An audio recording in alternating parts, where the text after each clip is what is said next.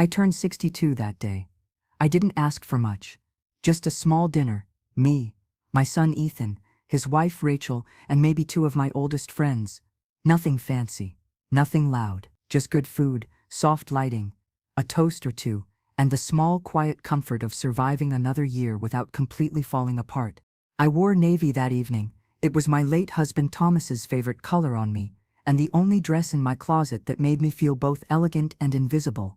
I added earrings, simple pearls, didn't bother with mascara. The weather app said light drizzle, so I brought my umbrella, the same one with a cracked handle and floral print I've had since the late 90s. Something about that umbrella always made me feel like myself, worn, but still here. The restaurant was one of those trendy new places Rachel liked to suggest. Exposed brick, Edison bulbs hanging like loose thoughts from the ceiling, servers who called you boss and offered water from glass bottles you couldn't lift without help. Judith had teased me earlier in the week. Let them pamper you, she'd said. You've earned that much. We were barely seated when Rachel handed me a gift bag. She smiled, too hard.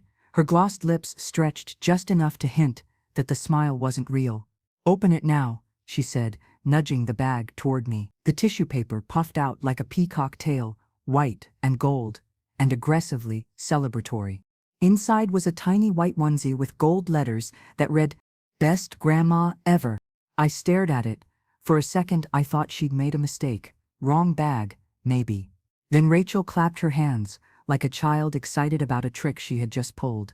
We thought it was time to share the news, she said. Start planning the nursery. My eyes darted to Ethan. He looked back at me, calm, too calm. His smile had no edges, no joy, no nerves, just control.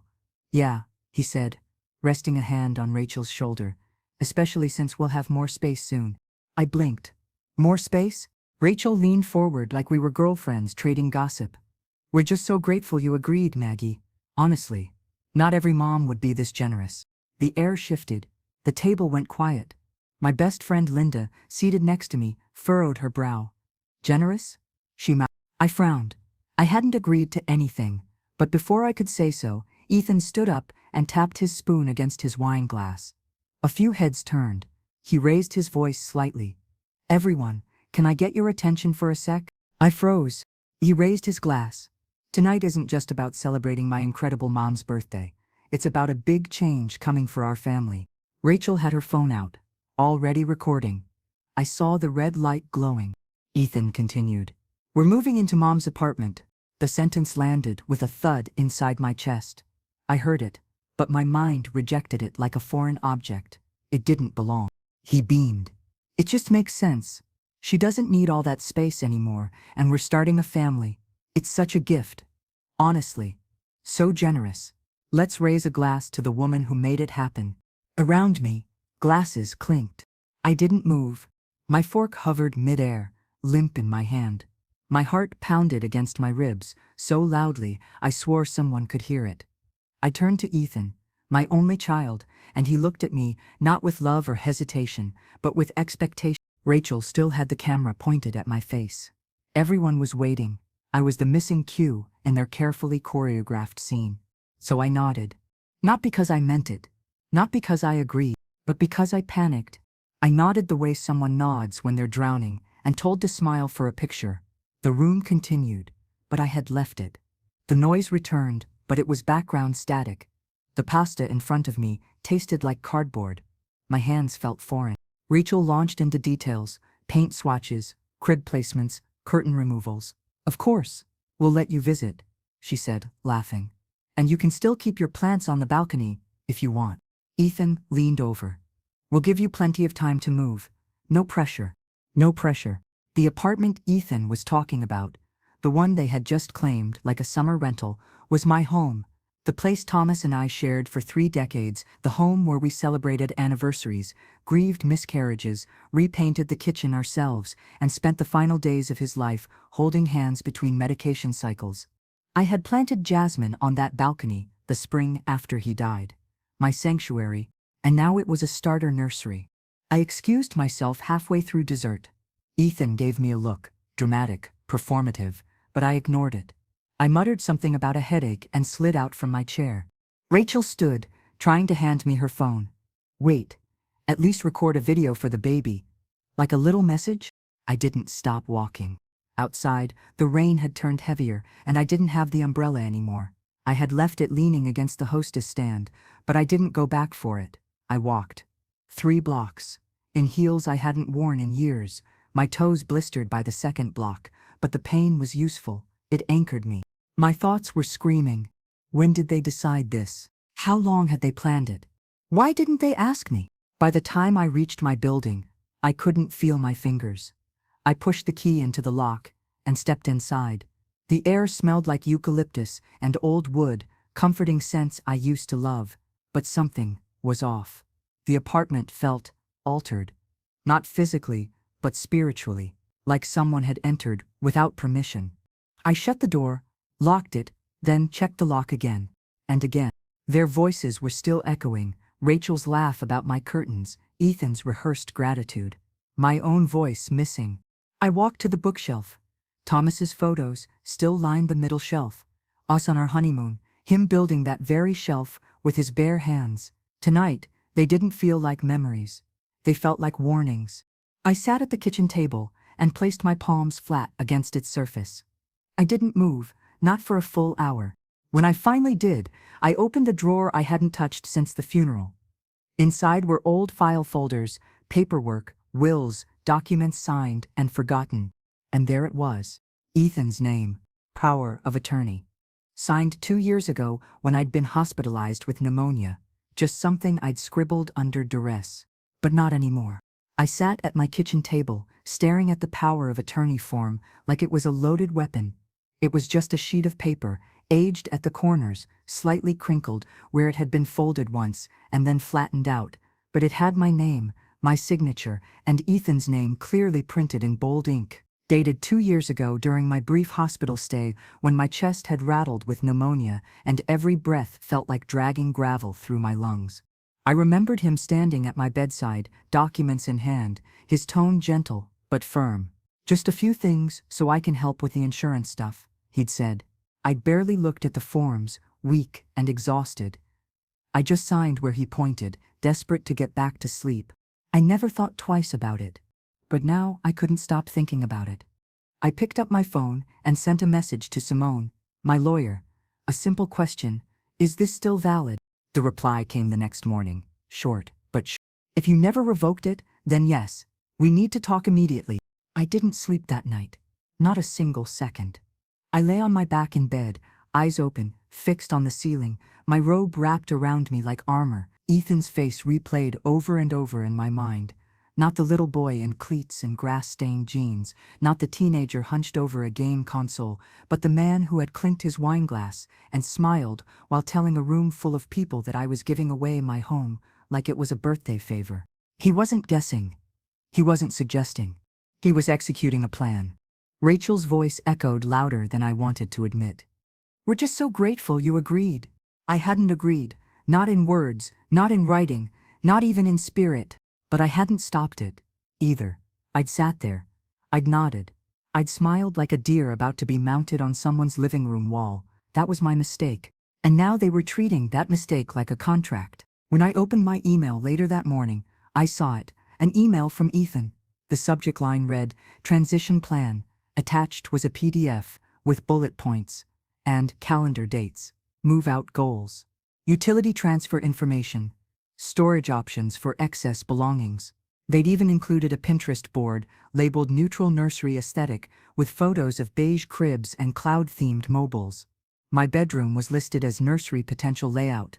I stared at it for so long, I forgot to blink. That was when it hit me, fully. They were acting like the decision had already been made, like the house had already passed into their hands. As if I were merely a guest, overstaying her welcome. I called Simone. Before I could talk myself out of it, she answered on the second ring. I didn't need to say much. She remembered the form. She pulled up her records and sighed. Technically, he has limited authority to make certain financial decisions if you're deemed medically incapable. But I'm not, I said firmly. I know, she replied. But if Ethan can get a doctor, any doctor, to claim you've been forgetful, confused, or otherwise mentally diminished, even just once on paper, he could try to challenge your competency. It's rare, but it happens, especially in property disputes between family. I felt sick, a slow, creeping illness, like betrayal laced with anesthesia. Simone continued. We need to revoke the power of attorney immediately. I'll draw up the papers, but Maggie, starting today, everything goes through me. Every signature, every document. You don't answer another email. You don't click another link unless I've reviewed it. Understood? I nodded into the silence. I was too afraid to speak, afraid my voice would crack and unravel everything I was trying to hold in place. Later that afternoon, I walked to my building's gate. It was stiff from the cold, and my key didn't slide in smoothly. I jiggled it, twisted, then panicked. For 2 full minutes, I fought with the lock, convinced it had been changed. I felt like a fool when it finally clicked open, but the fear didn't go away. It stayed with me, clinging to the back of my neck like a wet cloth. That night, I didn't cook. I didn't sweep the floor or water my plants. I sat at the kitchen table again, the one Thomas had built, and I made a list. Not a to-do list, a ledger. Every dollar I had given Ethan since he turned 21. His college tuition when he lost his scholarship, $8,400. His wedding, for which I'd paid half the catering and all the flowers, $11,000. The emergency loan for IVF treatments 2 years ago, $5,000. A check I now realized was based on a lie, because there was no pregnancy then. There wasn't one now. They used the word baby like a crowbar to pry open my generosity. And it worked. Until now. I walked to my bedroom closet and pulled down an old photo album. The cover was faded blue denim, edges fraying, spine cracked. Inside were the snapshots of our lives. The 3 of us standing in front of the fireplace on Christmas morning. Ethan in his Little League uniform. Rachel holding up her engagement ring with theatrical delight. Me and Thomas in front of this very apartment on the day we moved in. Champagne flutes raised, hope in our eyes. I closed the album and held it to my chest for a long moment. Then I picked up my phone. I typed 1 sentence and sent it to Ethan. We need to talk. And not through announcements or Pinterest boards. He didn't reply for 4 hours. When his message finally came, it was a single thumbs-up emoji. That was when I knew, truly, without question, that I was no longer his mother. I was his obstacle. A signature he hadn't gotten yet. A locked door. A name on a deed, and he wasn't going to ask again. 3 days after Ethan sent that emoji, a manila envelope slid under my front door while I was in the shower.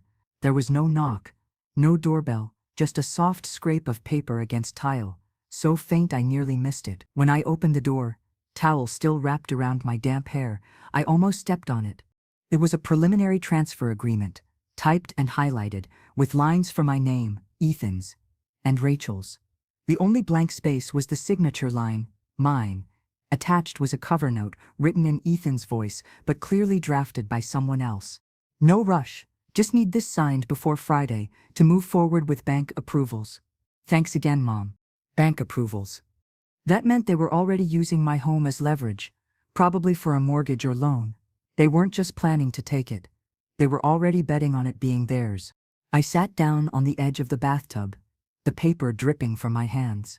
I didn't even change clothes before texting Simone. I sent a photo of the document. She called within 2 minutes. Her voice dropped into a tight, clipped tone. He's moving forward under the assumption this is already his. If you sign that, it's over. Don't even leave it lying around. Don't respond. Don't engage in writing.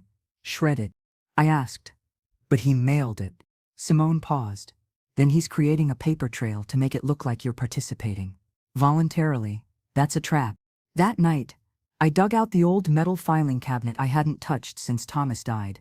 It was heavy, rusted slightly along the handles.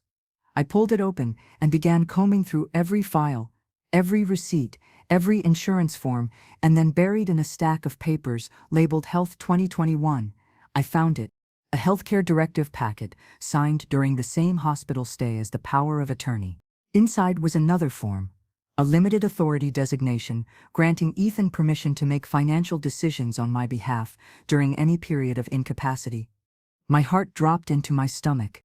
I remembered now, faintly, the beeping of the IV machine, the nurse adjusting my pillow, Ethan hovering at the edge of the bed, holding a clipboard. Just some things for the insurance. He'd said again, "You're too tired to deal with it. I'll handle it." And I had let him. I signed blindly, thinking it was nothing. Now, I understood it was everything. Simone confirmed it later that night. If they can find even one physician willing to sign off that you've shown confusion, anything from memory lapses to emotional instability, they could initiate a guardianship claim. It's rare, but with those documents, they could freeze your assets. Freeze. That word stayed in my ears all night. It wasn't just about the apartment anymore. They were trying to own me. And the performance wasn't sloppy, it was strategic.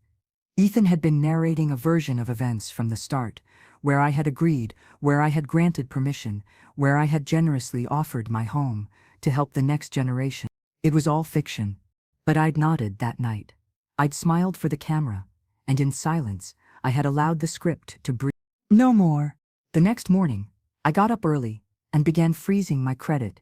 I called every financial institution I had ever used, changed passwords to my online accounts, and enabled two-factor authentication for everything. I transferred sensitive documents, tax records, deeds, pension statements, into a fireproof lockbox and slid it under my bed. I removed Ethan from my emergency contacts. I changed the password to my medical portal. I texted Simone. "All future communication will be through you." She replied with a single word. "Good." I stopped drinking wine with dinner. I stopped taking the sleep aids I had grown reliant on. I needed my mind sharp. I began journaling every single interaction with Ethan and Rachel, time-stamped and detailed like a courtroom transcript. I even faked a grocery list one night and taped it to the fridge to verify the clarity of my handwriting. I wasn't paranoid. I was being hunted. 2 days later, the doorbell rang. I peeked through the peephole. Rachel stood on the other side, smiling like nothing had happened. She held a white gift bag in one hand and an iced coffee in the other. I didn't open the door fully, just halfway. "Just thought I'd stop by," she said, in that sugar-coated voice of hers. "Wanted to check on you. Brought your favorite hazelnut cream, extra ice." I didn't reach for the drink. "You didn't text first," I said. She brushed it off with a breathy laugh. "I figured it'd be nice to pop in. You've been quiet."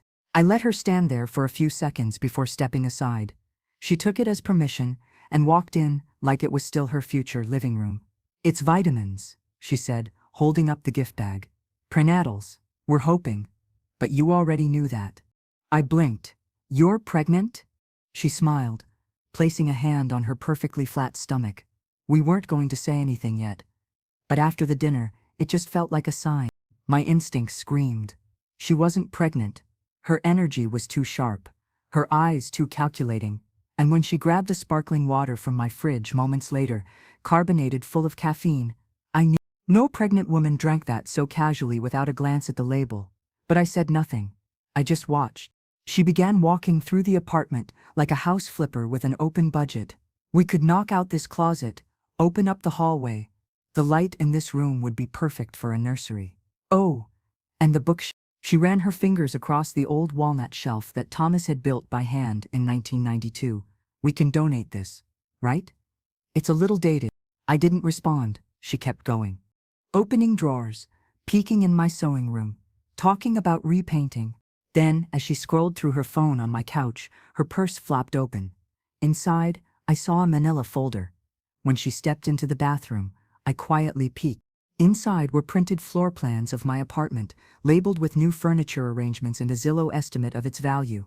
They were staging it. Not to move in, to flip it, maybe even sell it. I took a photo of the contents, slipped the folder back, and sat calmly at the table by the time she returned. "Do you want to stay for dinner?" I asked. She blinked in surprise, then smiled. "Sure, that'd be so nice. Should I call Ethan?" "No," I said. "Just us." I served frozen pasta and stale wine. She kept smiling, completely unaware. When she left around 8, she was still talking about baby names and color palettes. I locked the door behind her and shoved my sewing machine in front of it. I wasn't scared. I was ready.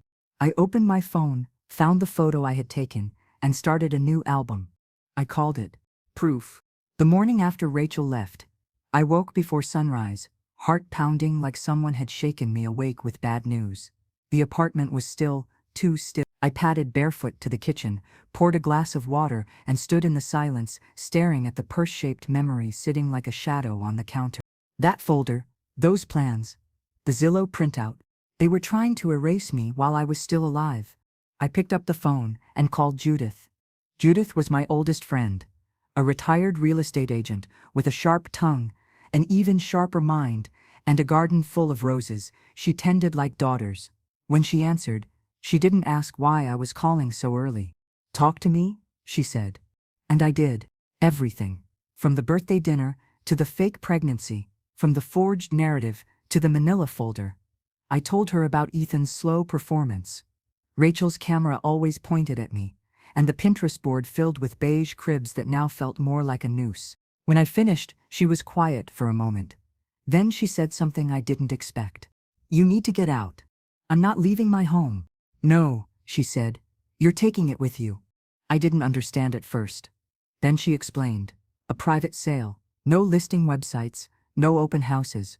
Just quiet word of mouth through her network of cash buyers. "You'll get a little less," she said, "but they won't be able to interfere or contest anything before it closes. It will be done before they even realize it started." I sat at the kitchen table, stunned. It was the first time I felt like I was on offense. "Yes," I whispered. "Let's do it." That same afternoon, we made a plan. Over the next 3 days, I pretended everything was normal. I responded to Ethan's texts with short, pleasant answers. I liked one of Rachel's Instagram posts. A photo of a tiny pair of baby booties next to a mug that said, "Coming soon." I posted a photo of meatloaf and mashed potatoes with a caption about comfort food on chilly nights. They believed I was docile, grateful, still trapped in the same story they were directing. Meanwhile, Judith sent me 3 property listings. I chose a small 2-bedroom cabin in a lakeside town 2 states away. The kitchen was outdated. The patio had a crack down the middle. The listing photos were grainy, but I didn't care. What mattered was that it was mine. The seller was a widower downsizing to live with his daughter. He didn't want drama, just a clean sale. Judith handled everything.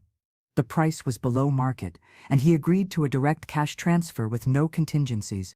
We shook hands by phone the next day. While Ethan thought I was watching baking shows and knitting for his imaginary grandchild, I was arranging movers for the boxes they hadn't noticed were missing. I hired Frank, a man from church who owned a truck and didn't ask questions. He loaded my heirloom dishes, Thomas's tools from the workshop, and every family photo not nailed down. We packed it all in one day. I told the building superintendent I was traveling indefinitely and not to share information with anyone unless I gave written permission. He raised an eyebrow but nodded. Then I walked into the leasing office and changed my emergency contact from Ethan to Judith. I submitted a mail forwarding request through USPS, with a start date set 2 weeks later, just enough of a delay to keep them blind. I even called the electric company and set a shut-off date, claiming I was moving in with a relative for health reasons. The woman on the phone offered soft condolences. I didn't correct her. Each action felt like reclaiming a small sliver of myself. Every form signed, every password changed, every drawer emptied was a quiet, private revolution. I left one visible hint, an empty suitcase, parked in the hallway. I knew Rachel would see it the next time she showed up uninvited. She would tell Ethan. They'd think I was just going away for a few days, maybe to cool off, maybe to visit my sister. They'd think they still had time to pressure, to coerce, to twist the truth a little further. But they didn't. Because while they were filming sympathy videos, I was burning their bridge behind me. On the 4th day, Rachel posted a new video. Her, sitting on my living room couch, running her hand over the armrest like she owned it. She spoke in hushed tones about bringing warmth back into the space. The caption read, "Soon to be ours. But forever. Grandma's legacy." It had over 2,000 views. I didn't cry. I took a screenshot. I saved it in the folder I now called evidence. That night, I did something I hadn't done in years. I sat on the floor of my closet and read through old letters from Thomas, birthday cards, scribbled notes he'd tucked into my cookbooks, reminders written on napkins. Hold the line, Mags. You're stronger than you think. He used to say that when I doubted myself, when I was convinced I was too soft, too forgetful, too polite, I whispered it out loud. Hold the line. Then I looked around the apartment one last time at the bookshelf he'd built. The window seat, where I read every Sunday, the cracked tile in the kitchen we'd never bothered to replace. I wasn't abandoning it. I was taking its spirit with me. The soul of the home was in the things I packed, in the story I'd carried, and the silence I had chosen for myself. The next day Judith called to confirm the cabin sale was moving forward. Final transfer set for 72 hours from now. I stood in the center of my bedroom, keys in one hand, lockbox in the other. I didn't feel scared. I felt free. It happened on a Tuesday afternoon. Judith had just hung up with the title company, confirming that the sale of the apartment would close in 72 hours. Cash. No contingencies, clean as a whistle. I was standing in the kitchen with a mug of chamomile tea in hand when it began. 3 knocks. Sharp. Deliberate. I froze. I crept to the peephole and saw Ethan on the other side. He wasn't alone this time. He had Rachel with him. She wore her usual immaculate cream coat, one hand resting on her belly, the other gripping a bottle of wine. Ethan wore that slate-gray blazer he always pulled out when he needed to look serious. He was already reaching for his pocket. I didn't move. I didn't make a sound. Then I heard it. The telltale scrape of metal against metal. The sound of my old spare key trying to twist the lock. It didn't work. I had changed the locks 2 days ago. Quietly. Privately. I hadn't told anyone, not even Judith, until afterward. It was the only part of my plan I hadn't written down. Mom? Ethan's voice was close now, tinged with disbelief. Mom, open the door. I remained behind the wall, arms folded tight across my chest. The key jiggled again. Then silence. Then Rachel knocked softer than Ethan's knock, but more persistent. Maggie, we just want to talk. We brought wine. Your favorite hazelnut chocolate Pinot. They waited. I leaned back slightly, breathing through my nose, heart pounding like a kettle drum. Eventually Ethan spoke again, lower this time, like he was trying to reach me through the door. You're not answering texts. Rachel's been worried sick. We just want to know what's going on. More silence. Then his voice dropped even lower. We found out about Judith. My breath caught. We know you're selling the place. Iris told someone, and it got back to us. Is this serious? Are you sabotaging your own family? I didn't respond. They stood there for another minute or two, murmuring to each other, trying to decide what to do. Then Rachel tried one last plea. You're shutting out your grandchild, she said, her voice cracking just enough to sound rehearsed. Is that what you want? They stood there for exactly 22 minutes. I timed it. When they left the bottle of wine on the doorstep. The label read, Forgiveness Pinot Noir. I picked it up, carried it to the sink, and poured the entire thing down the drain. 2 hours later, an envelope appeared in the mailbox slot. Inside was a formal letter, request for transitional occupancy review, signed by a legal assistant at a firm I didn't recognize. One section was highlighted in yellow. Pending potential medical guardianship claim.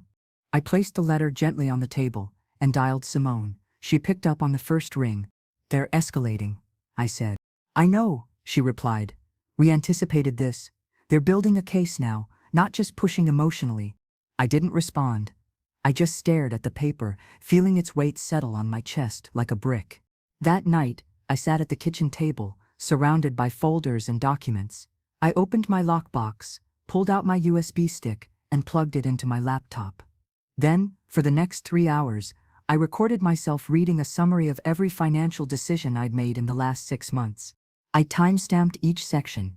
I spoke clearly, precisely, without stammering.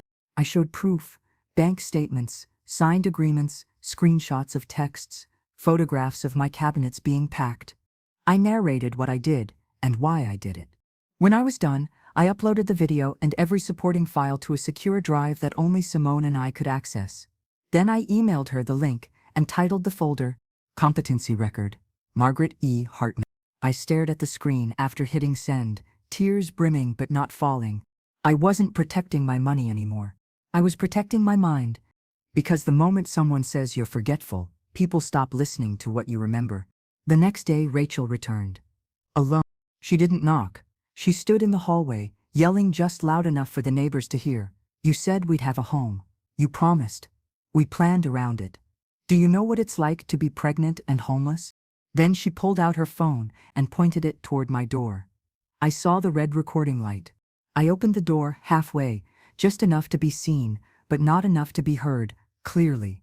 I looked her in the eye and said only one word. Leave. Her video caught it. Her crying, mascara streaking, standing outside a closed door, holding her stomach as though life inside her were being threatened. That night, a clip appeared on her account, titled, When Family Betrays You, A Pregnancy Without a Home. Over 4,000 likes. Comments like, she doesn't deserve to be a grandmother. This is elder abuse in reverse. Disgusting. I hope someone helps that poor girl. I screenshotted every comment, every tag, every edit, filed them into a folder, labeled, Media Manipulation. The next morning, Ethan texted me for the first time in days. If you want to avoid court, sign the attached, and we'll forget all of this. Attached was a PDF, a deed transfer agreement. My name left blank. The others already signed. I didn't open it. I forwarded it to Simone and texted Ethan back. You'll be served within the week. Do not contact me again. Then I powered off my phone. By sunset, my bags were packed. I left a note on the counter for the buyers. Everything here is yours now, except the silence. I'm taking that with me. I locked the door behind me at 4:30. The streets were empty, the sky dark purple with the promise of dawn. My suitcase rolled quietly behind me over the cracked sidewalk I'd walked for 32 years. I didn't look back. Judith met me 2 towns over. She brought coffee and a silence that said everything words couldn't. The cabin was 4 hours away. It sat tucked behind a grove of pines, a short walk from the lake. When I arrived, I didn't unpack right away. I stood in the kitchen, surrounded by quiet, and exhaled so deeply I thought my lungs might collapse. I didn't check my phone. I knew what would be waiting. I was right. 3 days after I arrived at the cabin, I finally turned my phone back on. 37 missed calls, 19 voicemails, 62 unread texts. Most were from Ethan and Rachel, a few from unknown numbers. The rest from people I hadn't heard from in years. Family, acquaintances, neighbors, but it was the group texts that made my stomach twist. Screenshots. Rachel had sent the video of me telling her to leave to almost everyone, with my last name. The caption on the video? Family isn't always kind. Sometimes they're the reason you cry in maternity stores. The comments were worse. She kicked her pregnant daughter-in-law out? How could she do that to her own son? She needs to be evaluated. That woman isn't well. And the most painful ones came from people I'd held close, who should have known better. I hope she comes to her senses. Family should stick together, no matter what. I read each message twice. I didn't respond to any of them. They weren't asking questions. They weren't seeking truth. They had chosen a side. And it wasn't mine. It was Ethan's carefully curated narrative, Rachel's selective edits, their pretty captions, their filters, their lies. But then something unexpected happened. A text popped up, not in the group thread, but directly to me. It was from Natalie, my niece, the daughter of my sister Denise. Natalie, who had always been a bit of an outsider, never clicked with Rachel, and preferred vintage books to baby showers. Aunt Maggie, I don't buy any of this. Are you okay? I stared at the message for a long time. Then I replied, yes, safe and done. She sent back a red heart emoji and one more line, call me if you ever need backup. I'm here. I didn't cry, but I felt it. That warm, quiet loyalty. The kind that didn't need witnesses. The next morning, Simone called. The sale is final, she said. Deed filed. Funds cleared. The apartment is officially no longer yours. My hands trembled just a little. Not from sadness, but from the sheer release of it. I was free. I asked, what about the guardianship threats? They won't pursue it, Simone replied. Now that they have no leverage, no physical address to target, and no public sympathy left that will hold up in court when the real timeline emerges, They won't risk discovery. I nodded, even though she couldn't see me. I've already updated the will. Good, she said. Anyone you want to notify? I had already decided. Everything now went to the Quiet Exit Fund, the community trust Judith and I had created, dedicated to helping older women escape financial and emotional abuse from within their own families. It wasn't just symbolic, it was personal. Every penny of my savings. The cabin, the small life insurance policy. All of it was protected, documented, and irrevocable. And none of it could be contested. Rachel and Ethan weren't just cut out. They were legally erased from the inheritance conversation entirely. That evening, I emailed the final copy of the revised documents to Simone and poured myself a glass of sparkling water. I sat on the front porch of the cabin as the last of the sunset painted the lake with gold and copper hues. I didn't hear sirens.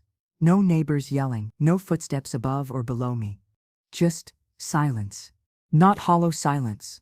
Whole silence. My phone buzzed one last time that night. A message from Ethan. No apology, no greeting, no softness. Just, if Dad could see you now, he'd be disgusted. I stared at the words. I didn't flinch. I didn't reply. I didn't need to, because I knew exactly what Thomas would have said if he were alive. He would have looked Ethan in the eye and said, she should have done it sooner. The next morning, there was a package on my porch. No return address. Wrapped in cream tissue and tied with a gold ribbon. Inside was a white frame with a printed sonogram photo and a handwritten card. Can we start over? Love, A&E. The image looked real until I remembered where I'd seen it. Rachel had posted it months ago, not as an announcement, but as a placeholder in her baby vision board post. It was a stock sonogram from a pregnancy app. They had printed it, framed it, and mailed it as if it were evidence of forgiveness. 2 days later, the email came. Subject, dinner. Body, we'll be in your area this weekend. Let's just talk. No pressure, just family. I didn't respond, but I did check the driveway every evening at dusk. Sure enough, on Saturday around 6:40 p.m., headlights curled around the gravel road. I watched through the kitchen window as a silver SUV pulled up. Ethan got out first, holding another bottle of wine. Rachel followed, in heels, despite the rocky path. She held her phone in one hand, her other hand resting protectively on her stomach, like a movie pose. They approached the door and knocked, softly at first, then harder. Mom, Ethan called. We just want to talk. We drove all this way. I stood inside the kitchen, lights off, hands resting on the back of the chair. I didn't move. I didn't breathe. You're shutting out your grandchild, Rachel shouted. I didn't respond. They stood there for exactly 21 minutes. Then, as they always did, they left something behind. A bottle on the step. This one labeled, Forgiveness. Reserve blend. I opened the door only after they were gone. I poured it down the sink, just like the last one. Later that night, a final message came. You win. Hope it was worth losing your family. I screenshotted it, filed it under closure, and deleted his contact for good. The next morning, I had coffee with Claire, my neighbor. She was in her 70s, had just launched a soap-making business out of her garage, and had a laugh like she'd swallowed sunshine. When I told her about the fake sonogram, she didn't gasp. She just snorted and said, people get bold when there's property involved. But you didn't give them what they wanted. That makes you dangerous to them now. I nodded. Dangerous. Felt new, but it felt right. That week, I bought a raised garden bed and filled it with thyme, mint, and rosemary. I signed up for the local co-op. I spent afternoons volunteering at the community center's front desk. I wasn't hiding. I was rooting. One Friday morning, my phone buzzed with a voicemail from a number I didn't recognize. I waited 3 hours before I played it. It was Rachel. Hi Maggie, it's me. I know things got messy.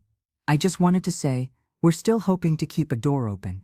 For the baby, for the future, please call. I deleted it, because the only door that mattered now was the one they would never walk through again. It wasn't dramatic. No mahogany courtroom.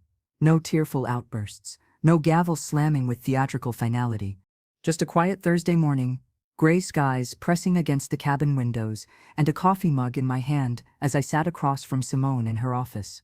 The final document lay between us. Smooth cream paper, clean font, black ink. It stated, with absolute clarity, that Ethan and Rachel Hartman were permanently and irrevocably excluded from any claim, inheritance, trust, or shared asset connected to me, Margaret Elaine Hartman. No fallback clauses, no secondary provisions, no legal footnotes of reconsideration. Simone slid the pen across the desk. I signed. And just like that, it was done. She gave me the hard copy and said, "They can try to fight it, but they won't win. Your timeline is airtight, their behavior, documented, public and damning. You've outmaneuvered them completely." I nodded, tucking the signed pages into my tote bag, like they were a shield. 2 days later, my phone rang. It was Natalie. "I think Ethan knows," she said. "He's posting, quote, memes again. You know the ones, betrayal cuts deepest when it comes from family. That kind of garbage." I smiled, dry and brief. "And Rachel?" She updated her Instagram bio. It says, "Chosen family only." Natalie paused. Subtle. "Let them quote," I said. "They lost the right to my name when they tried to steal it." I didn't check social media after that. I didn't need to. The story they were telling had already unraveled. People were catching on. Quietly, slowly. The comments were shifting. Less sympathy, more doubt. I spent the next few days doing things I hadn't had the bandwidth for in years. I made soup from scratch.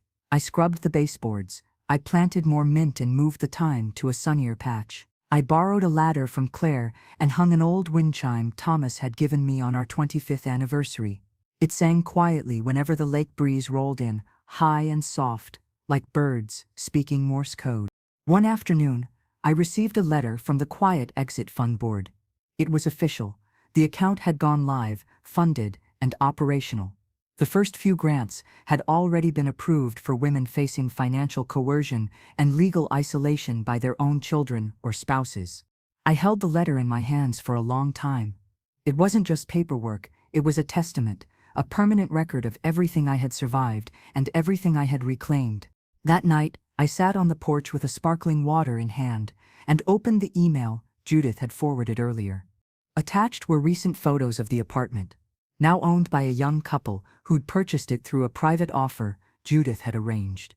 They were smiling, no Pinterest nurseries, no fake pregnancy videos, just simple joy. In one photo, I saw the bookshelf Thomas built, still standing. They hadn't torn it down. They'd added plants to it. That was the moment I finally let go. The anger, the fear, the feeling of being cornered. I exhaled into the silence, which no longer felt like absence. It felt like ownership. A few hours later, another unexpected message arrived, this time from someone I'd nearly forgotten, Ethan's old college roommate. Liam. We'd spoken maybe twice, years ago during one of those awkward brunches where everyone pretended to enjoy small talk. His text said, "Saw what they did. You were right to cut them off. Wish my mom had done the same before my sister drained her dry." I stared at the message, thumb hovering. Then I typed back, "Thank you." Simple. Direct. Enough. Because that's what this was all really about. Not revenge. Not punishment. Not even closure. It was about naming something. The invisible thing too many people lived through quietly. That erosion of respect. That slow slide from family into entitlement, love into leverage. People called it generational friction, cultural misunderstanding, miscommunication. But sometimes it was just what it looked like. Abuse. And I was done pretending otherwise. The next few weeks moved in a different rhythm. Mornings were spent in the garden or walking the lake path. Afternoons sometimes at the community center, sometimes just curled up with a book and tea. Evenings often ended with Claire knocking on my door, 2 glasses in hand and a mischievous smile. She taught me chess on her front porch. I beat her once after 12 games. She accused me of beginner's luck. I called it strategic patience. There were days I didn't look at my phone at all, days when I didn't need to remember who I had been before, because I was so fully present in who I had become. Then, the day before my 63rd birthday, a letter arrived. From Natalie. Inside was a photo of her newborn daughter, swaddled in pale yellow, eyes barely open. On the back of the photo in looping ink was a note. "If she grows up to be half as strong as you, I'll know I did something right. Love." I pinned it to the fridge with a sunflower magnet and stared at it until my eyes blurred, Not from grief this time, but from something softer. Relief, gratitude, maybe even pride. That evening, I sat at the kitchen table with a checkbook and wrote out a donation to a local shelter for older women recovering from financial manipulation. On the memo line, I wrote, "Use it well." Because someone else was out there right now, opening a manila envelope, staring at a forged narrative, feeling the slow panic of being erased. She'd need help. And thanks to me, maybe she'd get it. As the sun dipped behind the trees and the wind rustled the chimes, I thought about the voice message Rachel had left weeks ago, the one I deleted. That line, "We're still hoping to keep a door open." But she'd misunderstood everything. It wasn't about closing doors. It was about building one they'd never walk through again. The morning of my 63rd birthday came without fanfare. No surprise visits, no text from Ethan, no emojis from Rachel, not even a guilt-laced group message from the extended family. The silence was total, and it was beautiful. I woke to the smell of pine, the sound of wind nudging the old chimes, and the subtle creak of the floorboards as I padded barefoot into the kitchen. I brewed myself a pot of mint tea, freshly cut from the raised bed just outside the window. The light was soft, honey gold, and spilled across the wooden counters like a quiet blessing. I didn't need anything else. I didn't need anyone else. I'd spent most of my adult life measuring my worth by how useful I could be to other people, whether I made their holidays easier, or covered their tuition, or held my tongue to avoid making dinner awkward. I used to think strength meant resilience, endurance, being the one who never breaks. But now I understood that strength sometimes looked like stepping away from people who expected you to be grateful while they took things from you. Strength was saying no and not explaining why. After breakfast, I sat at the small writing desk in the cabin's living room. I had a stack of blank thank you cards and a list of names, people who had reached out quietly, kindly, and without expectation. Natalie, Claire, Judith, even Simone, whose professionalism had shielded me from legal ruin with quiet dignity. I wrote each note by hand. Not because I owed them anything, but because I wanted to. Gratitude, without strings. Mid-morning, Claire arrived with a wildflower bouquet and a slice of apple cake on a mismatched china plate. "I know you said no fuss," she said, grinning, "but fussing is all I've got to offer." I laughed. A real one. Not the kind you perform when someone says something awkward at a family party. "Come in," I said, "but I'm not sharing the cake." "You say that every time," she said, and stepped inside like she belonged. She always knew just how much space to take up. Never too little, never too much. We played 2 games of chess. She beat me both times. "I think you're throwing the game just to make me feel better," I said. "No," she said, "I'm just devious." After she left, I went for a walk along the lake. The path was soft with pine needles and framed by low branches that curved overhead like a canopy. The breeze smelled like moss and rainwater, and the water lapped gently against the pebbled shore. Every step felt like a small promise to myself. I'm still here. I'm still me. The cabin had no name, but I'd started calling it Quiet House in my head. Not because it was soundless, but because the sounds here didn't require my response. They didn't ask me to defend myself, to explain, to justify. They just were. Later that afternoon, I opened a new folder on my laptop called Legacy. Inside, I uploaded copies of every document tied to the Quiet Exit Fund. I added a written statement, something I hoped someone would read one day, maybe Natalie's daughter, maybe someone else's niece. In it, I wrote, "I wasn't cruel. I was careful. I wasn't vengeful. I was vigilant.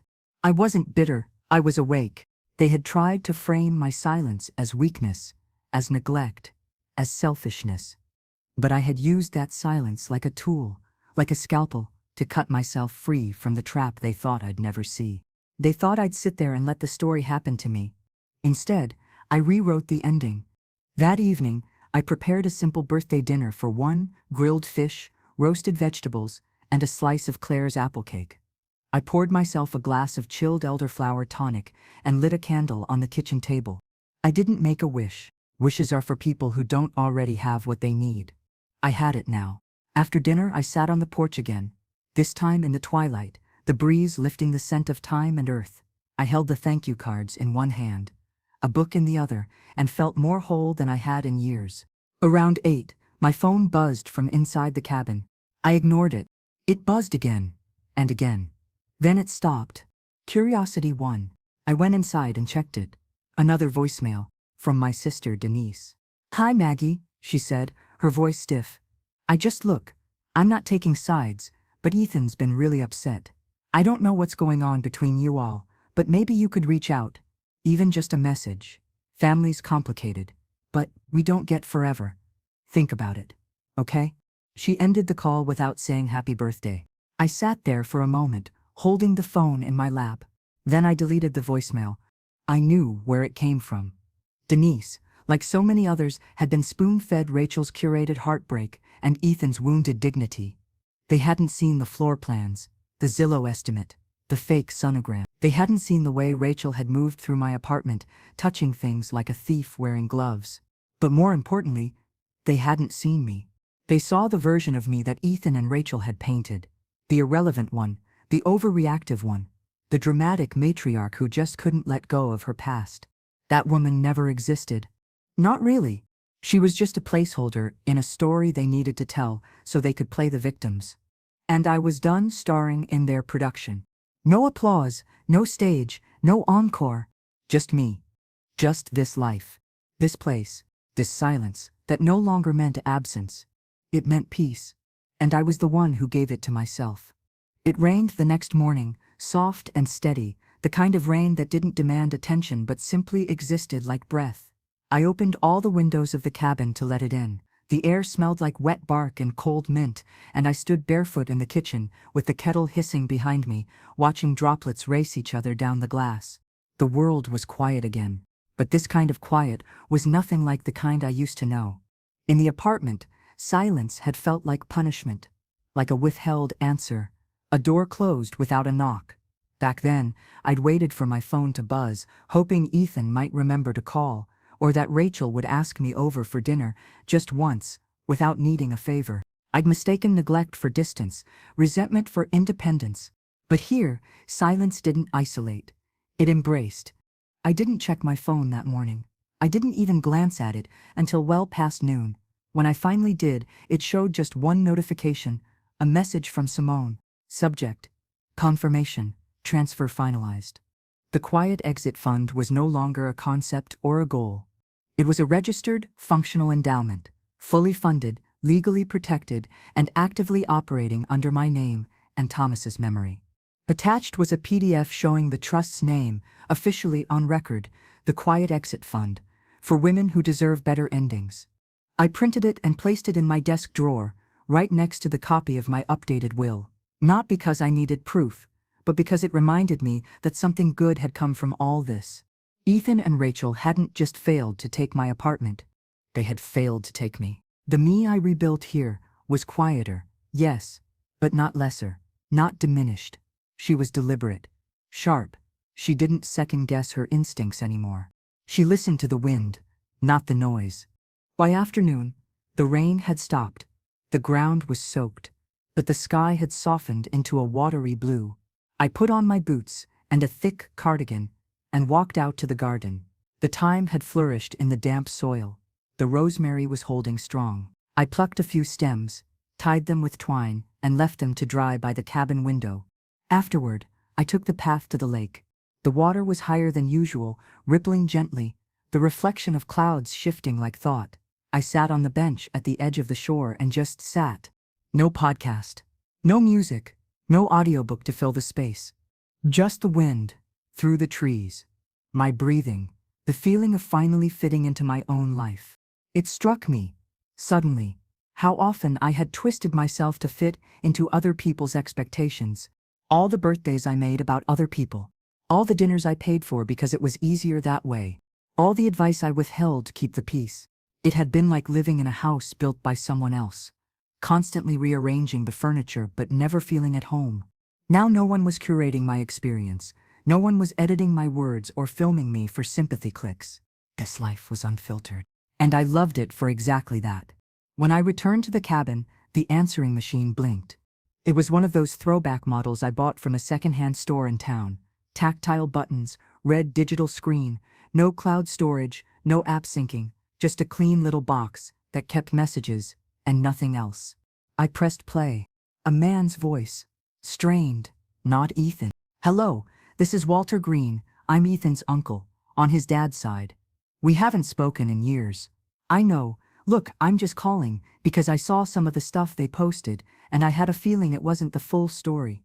I just wanted to say, I hope you're okay, and I'm sorry, for what it's worth."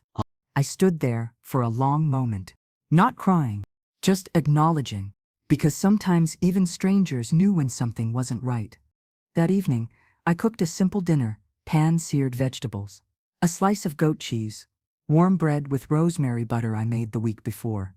I set the table for one and placed a single candle in the center, not for show, just because it made the room feel intentional. After dinner, I sat on the couch with a blanket wrapped around my legs and opened my journal. I wrote about the bench by the lake, about the stillness in my chest, about the rosemary drying near the window. And then, in larger script, across the next page, they lost access. Not just to my home, but to my future. Because that's what they were really after, wasn't it? They wanted to own what came next, to absorb my next chapter into their own, to turn my life into a footnote in their parenting saga. But I had stepped out of that story and started one of my own. Later that night, I did check my phone again. No messages from Ethan. No updates from Rachel. But there was a post from Natalie. A photo of her baby girl in a sun hat lying in a basket on the grass. The caption read, "One day, I'll teach her to plant things that last." It wasn't addressed to me, but it didn't have to be. I smiled, saved the photo, and closed the app. Outside, the wind picked up. It didn't rattle me. It carried me. Autumn came early that year. The leaves around the lake began turning in late August, flashes of rust, ochre and crimson weaving through the trees like threads in a tapestry. The mornings carried a crispness that tasted faintly of cedar. I had started wearing wool socks inside the cabin, and the kettle now whistled twice before I turned off the stove, as though reminding me to slow down. The quiet had deepened, not the absence of sound, but the fullness of stillness. I felt like I was being held by the land, the sky, the gentle hush of wind through drying branches. And then it arrived. A box. No return address, no postage marks, just a simple white package left on the cabin's front steps, tucked beside the welcome mat like a forgotten purse.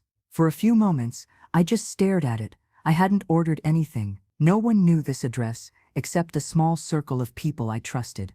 Without question.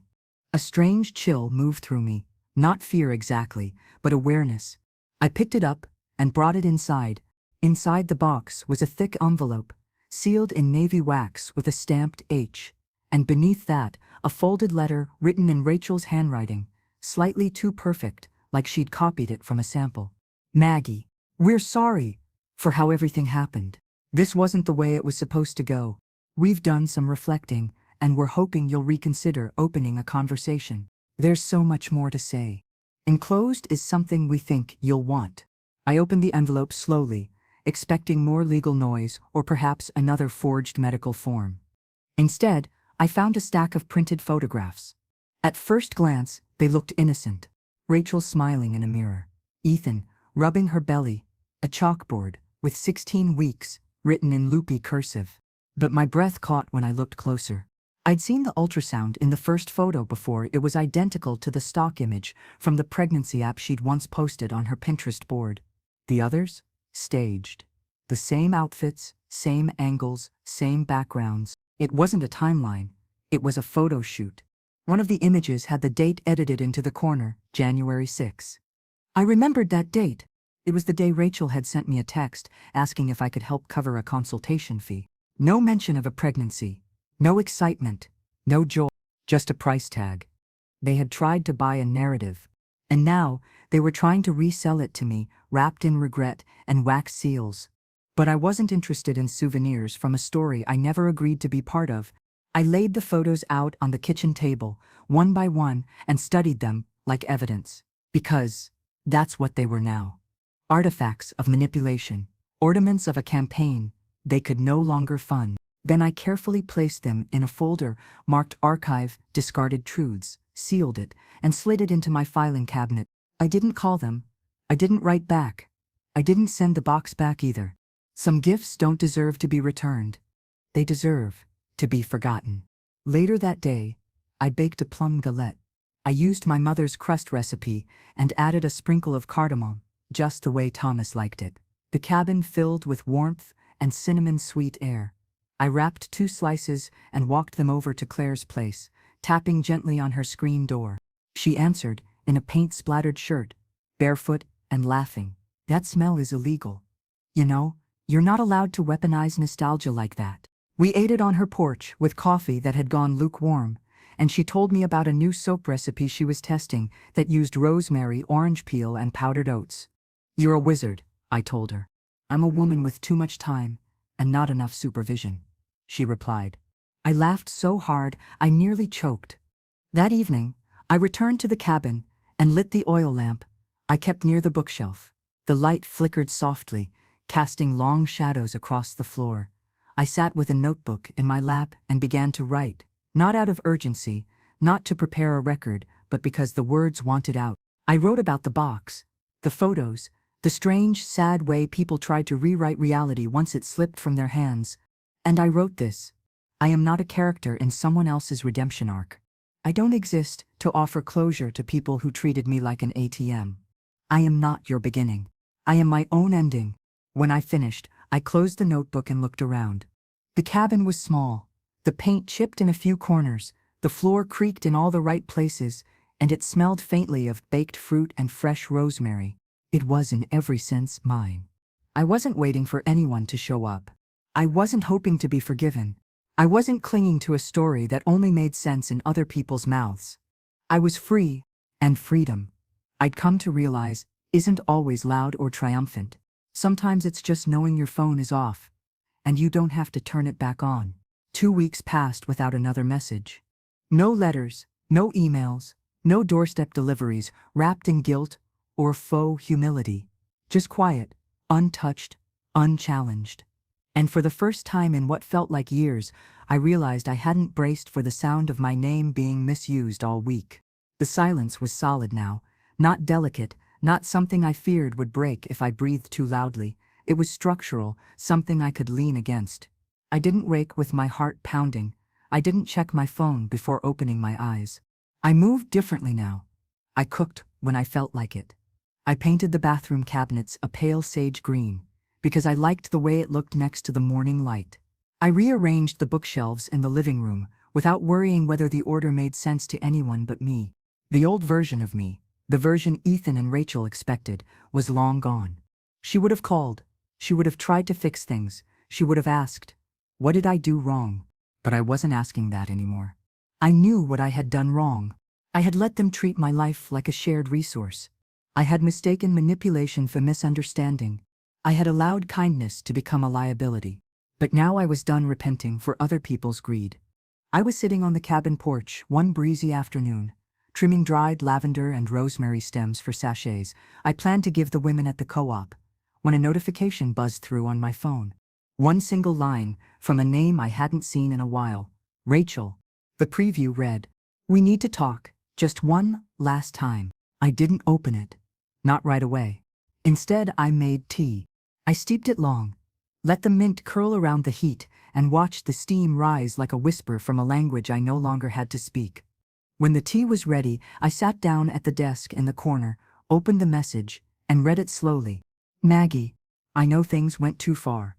I know we made mistakes, but Ethan is hurting. He still doesn't understand why you cut him off so completely. He talks about you more than you think. We're not asking for money. We're not asking for the apartment. We just want a conversation. A goodbye if nothing else. We'll be nearby this weekend. If you're willing to talk, just meet us at the diner on Pine Road. Saturday, 3. No pressure. We'll wait 20 minutes. If you're not there, we'll leave you alone for good. I read it twice. And then I sat very still. Not because I was torn. I wasn't. But because I wanted to listen for the last echo of doubt inside me. The part of me that still felt the obligation, the residue of old roles, mother, fixer, silent anchor. But there was nothing. No guilt. No ache. Just a soft, deep clarity that settled into my bones like warm sunlight through fog. That Saturday, I didn't go to the diner. I didn't pace. I didn't wonder what they'd say. I didn't picture them staring at the door, hoping I'd come in, thinking of what performance Rachel might have rehearsed for the occasion. Instead, I made a pie, apple and ginger, with a crumb topping and a bit of honey folded into the crust. While it baked, I watered the rosemary, cleaned the porch chairs, and listened to a local jazz station on the old radio I'd found at a thrift shop in town. At 3:00 p.m., I didn't check the clock. At 3:20, I took the pie out of the oven. At 4:00, I sliced a piece, topped it with a spoonful of whipped cream, and ate it slowly on the porch while the wind played through the chimes. I wasn't angry. I just wasn't available anymore. At 5:46 p.m., my phone buzzed again. A new message from Rachel. We waited. I guess this really is goodbye. I didn't respond, because it had already been goodbye long before that. Long before the fake sonogram. Long before the staged Instagram posts. Long before the wine bottle, labeled forgiveness. The goodbye had happened when they turned me into an obstacle, not a person, and I was finally okay with letting that version of me go. The next day, I gathered all the photos, letters, documents, everything connected to the months of manipulation and silence, and boxed them up. I labeled the lid, for the record, and slid it under my bed next to the lockbox. Not because I needed it nearby, but because I didn't want it taking up space in my head anymore. It wasn't a scar, it was a reference. Later that week, I met with a young woman from the co-op who'd recently left a controlling relationship. She'd heard about the Quiet Exit Fund through Judith. She was scared, smart, soft-spoken. She asked if I had ever felt crazy while standing in her own kitchen. I told her yes, and then I told her what I did next. We didn't cry. We didn't hug. We just sat at a metal table in the library meeting room, drinking coffee that had gone cold, and talked like women who had climbed out of something that didn't look like a trap until the light hit it right. That night, I wrote in my journal, "No one teaches you how to walk away from people who call you family. But maybe I'll help someone else recognize when it's time. Maybe I'll be the reason someone packs the lockbox before the apology." The wind howled outside, rattling the old screen on the back door. But inside, I felt nothing move. Not fear, not regret, just the peace of a house, no longer waiting for footsteps that meant danger. 6 months passed. The trees turned bare, then slowly budded again, until the path to the lake was dappled with new green. The cabin, which had once felt like a place of retreat, now simply felt like home. No qualifiers, no disclaimers. I'd learned the rhythm of the space, the way the roof creaked at 2 a.m. when the wind shifted, the way sunlight poured into the living room between 7:43 and 8:06 every morning, and made the old hardwood floors look like they were glowing from the inside out. I hadn't heard from Ethan or Rachel in over 3 months. Not a text, not an email, not a letter slipped into a crack in the past. I think they finally understood. I was gone. Not just physically, not just legally, but wholly, permanently. Spiritually gone from the version of their lives they wanted me to inhabit. The version where I played the obliging matriarch. The resource. The name on the deed they thought would be passed down like a coffee table. The truth was, I had passed something down. Just not to them. I had passed down a legacy of clarity, of sovereignty, of resistance dressed in calm. The Quiet Exit Fund had now helped 11 women. Judith and I kept a binder of their stories, not their names, not their trauma, just the stories. A sentence or two, a thank you note, an update here or there. I read them sometimes before bed, when the world felt too loud and too fast, and I needed to remember that staying silent was once my way of surviving, but it no longer had to be. Now, silence was mine. Chosen, protected, filled with strength, not fear. That morning, I planted marigolds. I had never grown them before, but Natalie had sent me a packet of seeds with a note that read, "For boundaries that bloom." Her daughter was crawling now, apparently. Big brown eyes and the same crooked grin Natalie had as a kid. She'd sent me another photo last week. No caption, just the baby on a blanket in the grass, reaching toward a butterfly. I'd printed it and taped it to the fridge, next to the hand-drawn map of the local trails and a list of wild flowers to watch for in spring. Later that afternoon, I took a walk through the co-op garden, where a few of us had started a shared plot. My row was thyme, lavender, and chives. Simple things, things you could pluck and use without fuss. A woman named Marie was there, tending her tomatoes, humming something soft and off-key. We nodded to each other like old friends, though we barely knew more than each other's names. Some kinds of peace don't require history. They only require presence. When I returned to the cabin, I found an envelope in the mailbox. I hesitated, but this one had a return address. The name on the corner read Melissa Carter, the director of the shelter where one of the quiet exit recipients now worked. Inside was a typed letter and a Polaroid. The letter was formal but warm. We wanted you to know that your donation funded emergency relocation and legal help for a woman who had been controlled by her adult son for years. She's safe now. She started painting again. She's living alone for the first time in over 2 decades. She asked us to pass along her gratitude and to tell you, you reminded me I don't need permission to be free. The photo was of a mural. A wall painted with climbing vines, fractured chains, and in the center, a quiet figure walking barefoot into the horizon. I pressed it to my heart for a moment. Then I added it to the binder.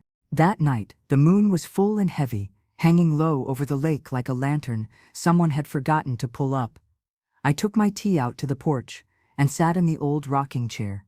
Judith helped me refurbish over the winter. I'd recushioned it myself, stitched the seams with my hands, and added a patch of blue to one armrest where the fabric had torn. I wasn't afraid of imperfections anymore.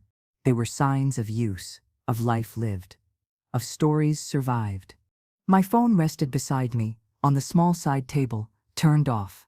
I didn't need it now, not even as a safeguard. I hadn't spoken to Denise since her last voicemail. She hadn't called again. I figured she didn't know what to say. Or maybe she did and just didn't want to say it out loud. Either way, I had let that bridge decay quietly in the distance. Some relationships rot quietly after the scaffolding of obligation is removed. And that's okay. Let them rot. Let them compost. Let something new grow from it. I thought about Thomas then, not with longing, but with warmth. He would have liked this place, not because it was perfect, but because it was mine, fully, fiercely, finally. He used to say, "Mags, you don't need to raise your voice to be heard." I never really believed him, until now. At 9:17 p.m., a soft breeze curled through the porch screens. The chimes tinkled once. Just once. I closed my eyes and smiled. The morning of the anniversary came with fog. Not a thick, oppressive kind, but the soft, rolling mist that drapes the trees like memory. It had been exactly 1 year since the dinner.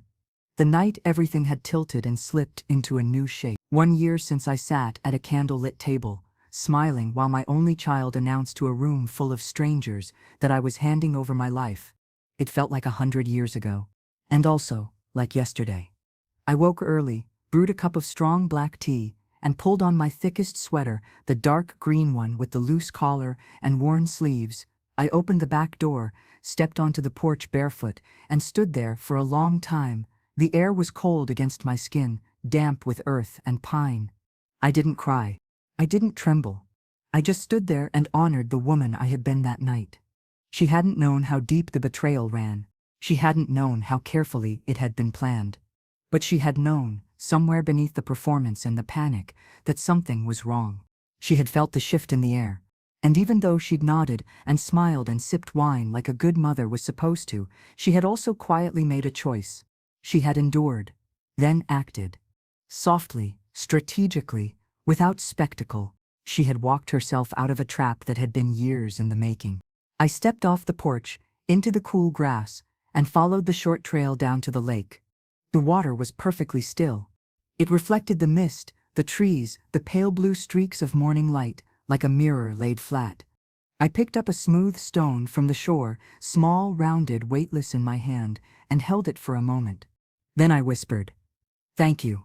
Not to Ethan, not to Rachel, but to myself. And I tossed the stone into the water. It skipped twice, before sinking.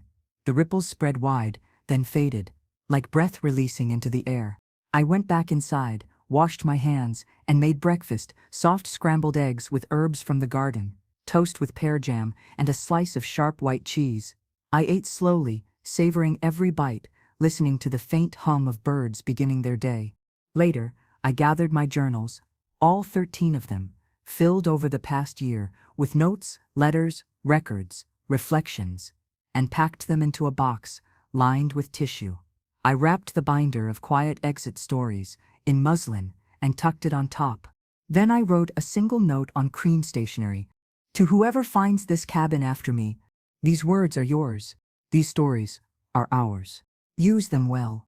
Let them remind you that silence can be strength, that peace can be protected, and that walking away is not the same as giving up. It is sometimes the bravest beginning. I didn't know when or how someone would read those words, but I knew someone would.